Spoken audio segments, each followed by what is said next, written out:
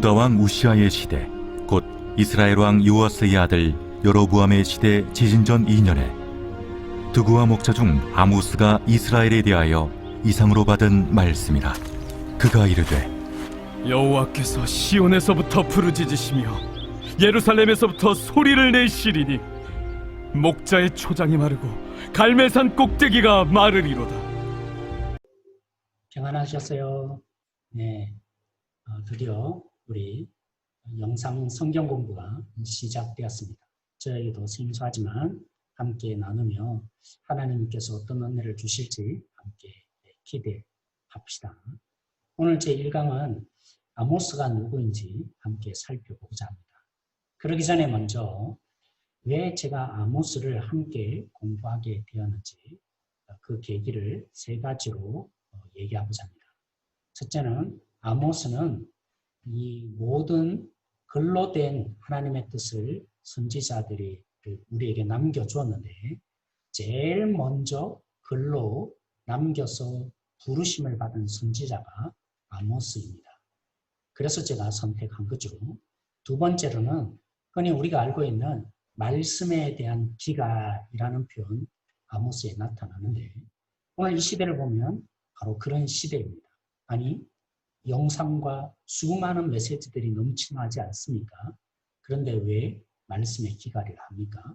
아모스가 표현한 것처럼 거짓이 너무나 많이 행행하고 있기 때문입니다. 아모스 시대와 다르지 않다는 거죠.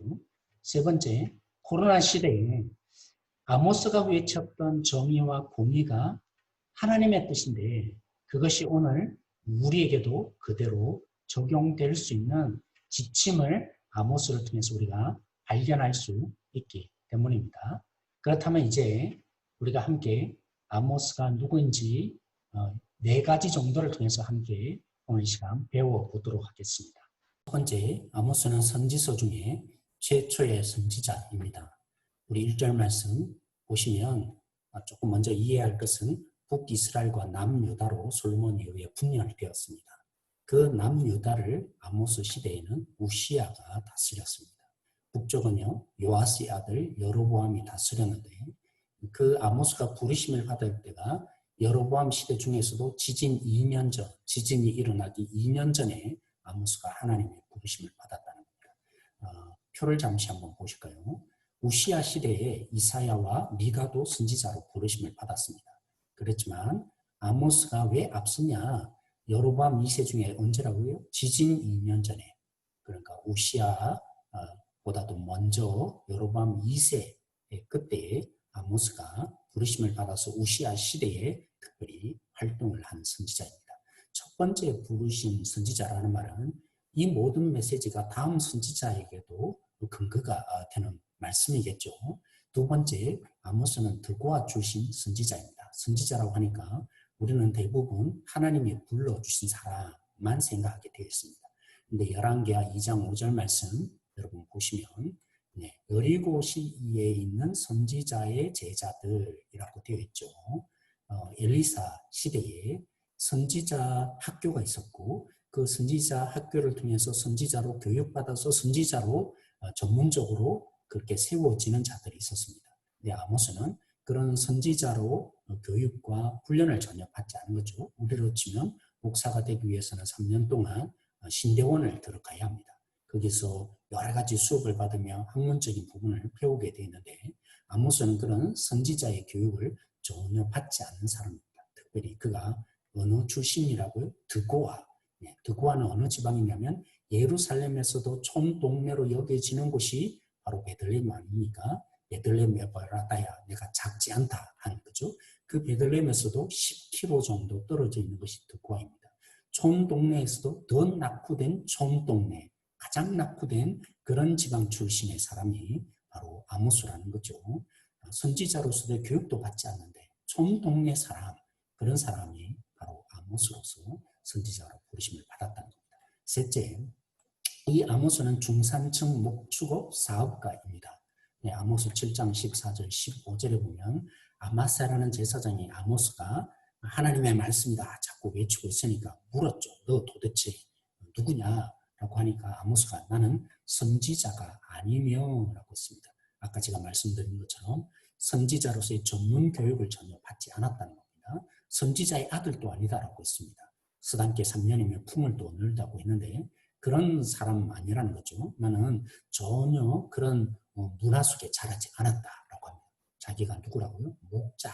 우리는 목자라면 흔히 목동을 흔히 떠올리는 것 같습니다. 70마리, 100마리 양을 나무로부터 이렇게 받아서 1년 동안 기른 다음에 그 삭슬을 받는 사람, 가난한 목동을 우리는 흔히 생각하는데 아모스는 그런 가난한 목동 정도의 수준이 아닙니다. 전문적으로 아예 목축업을 감당하는 대기업을 유지하였던 사람이었던 거죠. 그리고 뽕나무 재배자라는 말도 마찬가지입니다. 아무나 뽕나무 재배를 하는 게 아닙니다. 부유한 가정에서 아무것도 부족함 없이 살았는데 예전에 우리 선배들이 종종 그런 간증을 했습니다. 이런 일을 하다가도 실패하고 저런 일을 하다가도 실패하니까 나중에는 결국에는 목회의 길로 손들고 왔다. 그런데 아모스는 그런 사람 아니었습니다. 전혀 부족함이 없는데 처음에 의도도 없었는데 하나님이 그를 부르셔서 이제 선지자가 된 사람. 마지막으로 아모스는 북이스라엘을 대항하는 메시지를 전달하는 선지자로 부르심을 받았습니다. 1절에도 나타나는데요. 후반절에 보면 아모스가 이스라엘에 대해 라는 말은 전치사로 about, 무엇에 관해서 라는 뜻으로 흔히 오해하기 쉽습니다. 이 대해서라는 말은 against, 그러니까 북이스라엘을 대항해서 말씀을 전하라고 하나님이 부르셨다는 거죠. 여러분 우리를 생각해 보십시오. 북한 사람이 이 남해 내려와서 남한이 망한다, 한국이 망한다라고 해보면 누가 좋아하겠습니까? 당장에 고발하여서 그를 경찰서에 집어넣도록 할 것입니다. 그런데 이 아모스가 언제 활동을 했다고요? 바로 여로보암 2세 시대, 여로보암 2세에 대해서 평가를 했는데요. 열왕기하 14장 25절에 요나 선지자를 통해서 말씀을 남겨주셨는데 하맛거기서부터 아라바까지 점령했다. 다시 말하면 북이스라엘의 가장 큰 영토를 점령한 우리로 치면 광개토 대왕과 같은 존재가 바로 여로보암이었던 것입니다. 그 땅에 가서 메시지를 전하는 거죠. 그리고 이 여로보암이 다메섹과 이 북이스라엘의 여러 곳을 다스리게 되었는데 가장 넓게 영토를 확장했는데 이 영토마다 사실은 관계무역, 이 영토를 지나가야만 아시아와 또 아프리카로 지나가는 그런 상업을 할 수 있습니다. 그러니까 중간 상인으로서 관세를 받아 먹는 거죠. 그래서 경제적으로도 굉장히 무역적으로 부유한 나라, 평안한 땅이었습니다. 잘 되어가는 땅이었습니다. 풍성함만이 넘치는 땅이었습니다.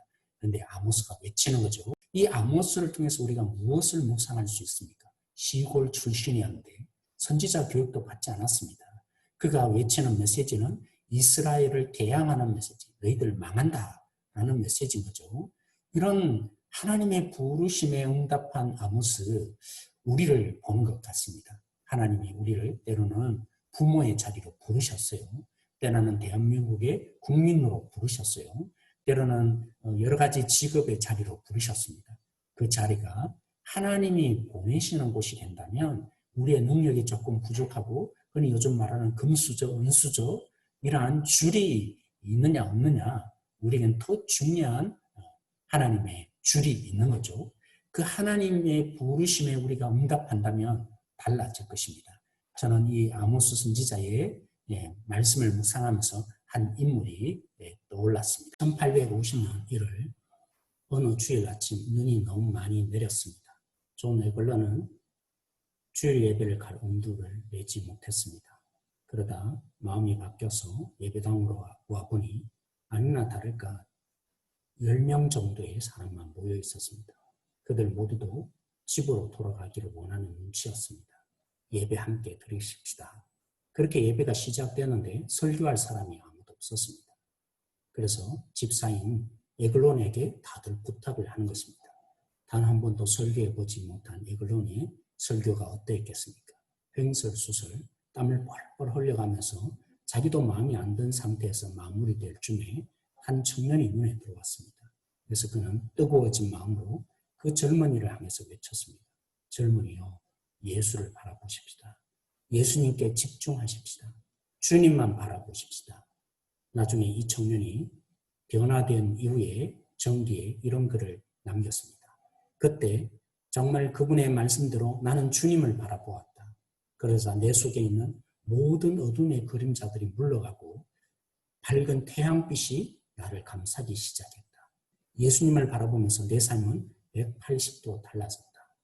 이 한 사람의 변화, 존 에글라인, 설교하지 못했던 이 한 사람의 설교, 어눌한 설교가 한 영혼을 바꿨는데 그 사람이 바로 영국을 변화시켰던 대부흥사 스펄전 목사였던 것입니다. 영국을 개혁했던 스펄전 목사. 어쩌면 우리는 스펄전 목사와 같지 않을 수도 있습니다. 그러나 에글론처럼 하나님의 부르심 앞에 우리가 나아갈 때 그런 변화 줄 수 있는 진정한 하늘의 사람 되어질 수 있을 것입니다. 이 시간 우리 함께 기도하십시오. 하나님의 우리를 불러주셨습니다. 직장에서 또 우리의 모든 작은 곳에서, 가정에서, 남편으로, 아내로, 또 자녀로, 또 우리의 모든 이 국가의 상황 속에 하나님의 이 부르심에 응답하는 성도가 되게 하여 주십시오. 참된 소망이 하나님의 부르심을 받은 우리에게 있으면 놓치지 않게 하여 주십시오.